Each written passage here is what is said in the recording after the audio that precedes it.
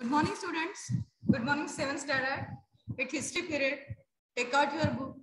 Today we are going to learn lesson number 7, and that is the administration of Swaraj.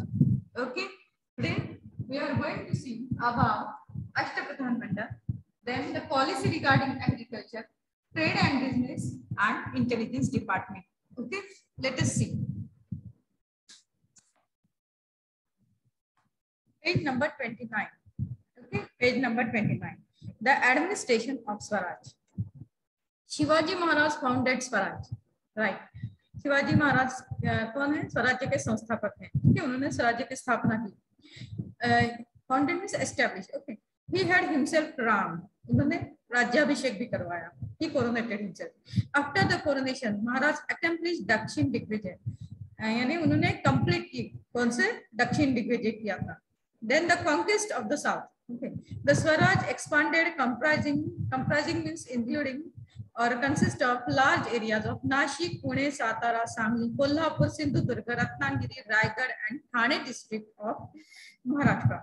It also included parts Andhra Pradesh and Tamil Nadu states. Okay. यानी स्वराज्य में ये सारा प्रदेश था. कौन सा था? See, the Swaraj expanded, comprising large areas of Nashik. मैंने स्वराज का विस्तार कहाँ तक हो चुका था?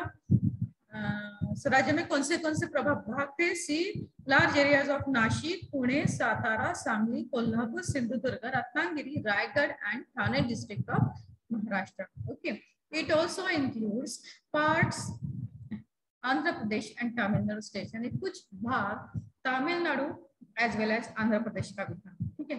तो to ensure means to ascertain the smooth management of affairs of the Swaraj and to ensure people's welfare means लोगों का कल्याण सुनिश्चित करने के लिए. Welfare means well-being of people and ensure means certain. Shivaji Maharaj set up an efficient administration.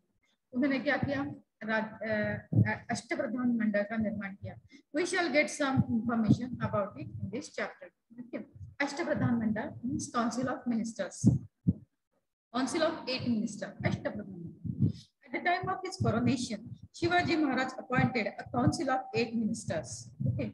The administration was divided into 8 departments. यानी स्वराज्य का जो राज्य सरकार था, वो कितने डिपार्टमेंट में डिवाइड हो गया? 8 department. Okay. A head was appointed for each department. और हर एक डिपार्टमेंट का क्या था? एक हेड. डिपार्टमेंट यानी विभाग और प्रभाग. These 8 heads of department constituted the Ashtapradhan Mandal. Okay. Maharaj alone had the power to appoint a minister or to remove him from his position. यानी महाराज खुद ही तय करते थे किसको अपने अष्टप्रधान मंडल में रखना है या किसको रिमूव करना, निकाल देना है. The ministers were answerable to Maharaj for the administration of their respective departments. और जो भी ministers थे, minister यानी मंत्री थे, वो answerable रहते थे. जो भी उनसे सवाल किया जाता था regarding administration. Okay. और उनके department से related. Shivaji Maharaj selected the council on the basis of their merits and achievements. Merits means quality or virtue. Okay. जो ministers थे वो किस आधार पर कौन से निकष पे चुन के आते थे? Merits and achievements. He did not give them जहांगीर, स्वतंत्र और गिफ्ट और pipes. There were paid handsome salaries instead. यानी उनको कोई भी गिफ्ट या वतन या जहांगीर नहीं दी जाती थी, तो उन्हें क्या दिया जाता था? सैलरी दी जाती थी. ओके.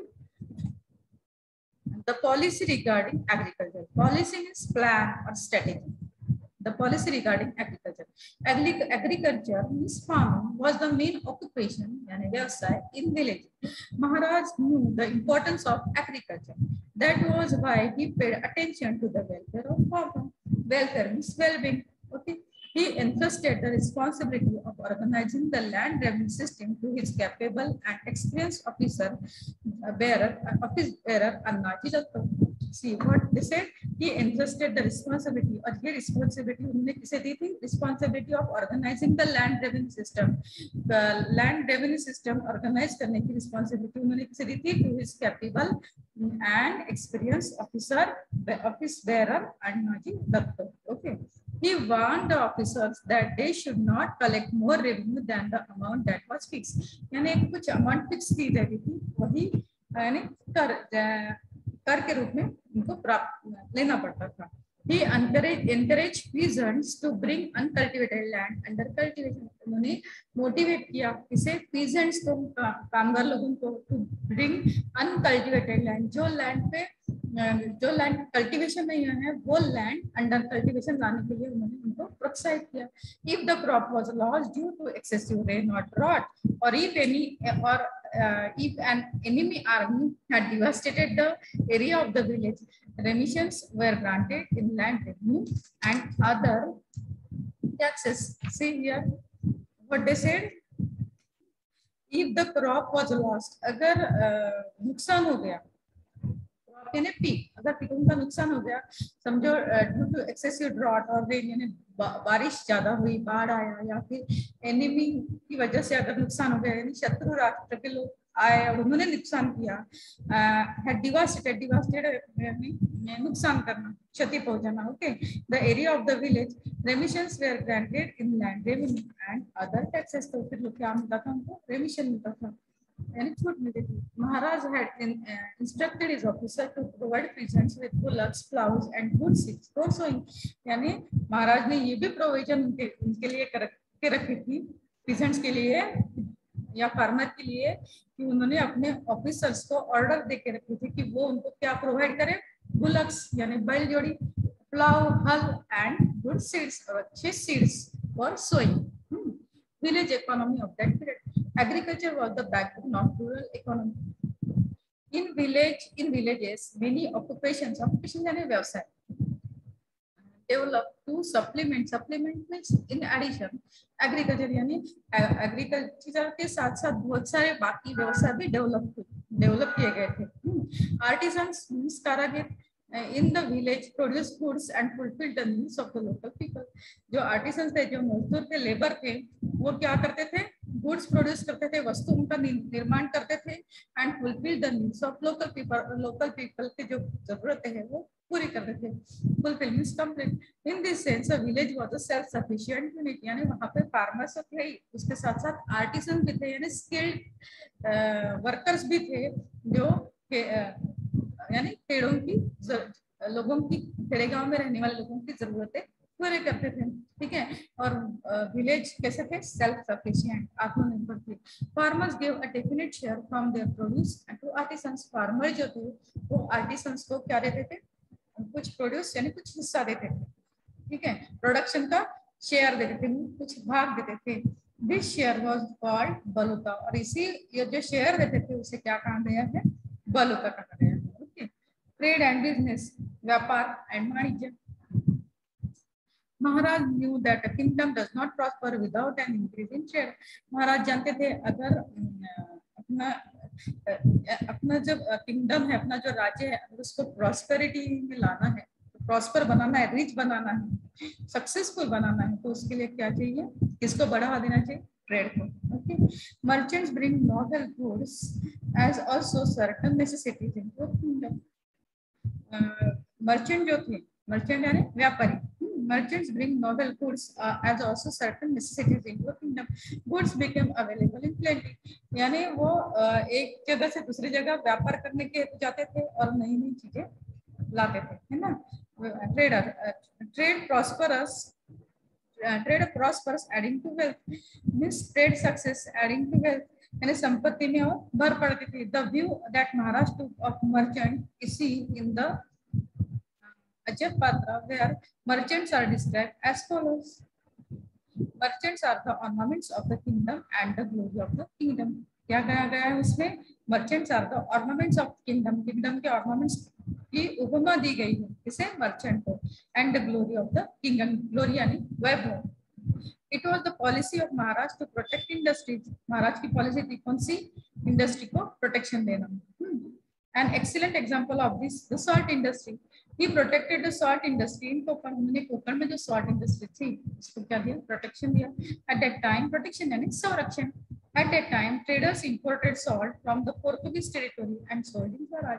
Traders क्या करते थे? सॉल्ट इंपोर्ट करते थे। कहाँ से? पोर्तुगीज जहाँ पर थे ना, वहाँ पर जो पोर्तुगीज लोगों का जो प्रदेश था वहां से, एंड सोल्ड इन स्वराज, स्वराज्य में बेचते थे। That affected the local trade in Konkan area. और उसका नतीजा क्या होता था? कोंकण एरिया में जो बिजनेस का ट्रेड था सॉल्ट से रिलेटेड, वो पूरा बैठ गया था। So Maharaj charge heavy duty on the salt imported into Swaraj from the Portuguese territory. इसलिए महाराज ने क्या किया, पोर्टुगीज टेरिटरी से जो सॉल्ट आता था, सॉल्ट यानी नमक जो आता था स्वराज्य में, उसके ऊपर उन्होंने टैक्स यानी शुल्क लगा दिया। ड्यूटी यानी टैक्स यानी शुल्क।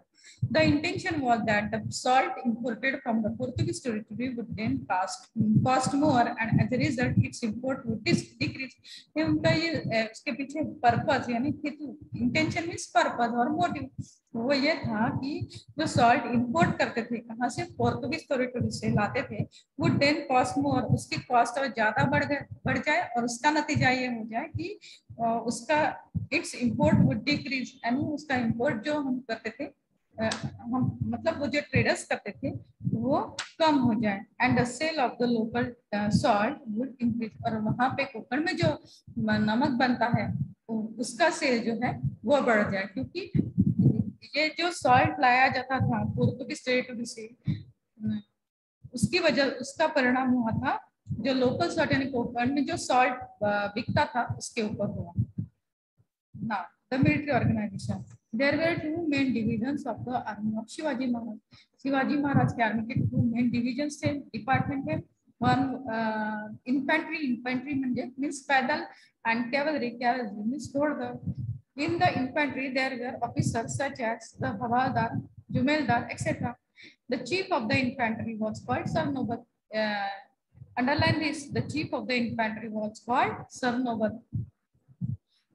He was the highest officer in the infantry. In the cavalry, there were two types of cavalrymen, namely Shiledars and Bargils. Underline this: the Shiledar had his own horse and weapons. Shiledar जो रहता था उनके पास, he has his own horse and weapons, यानी शस्त्र रहते थे. The Bargils was provided with horse and weapons by the state.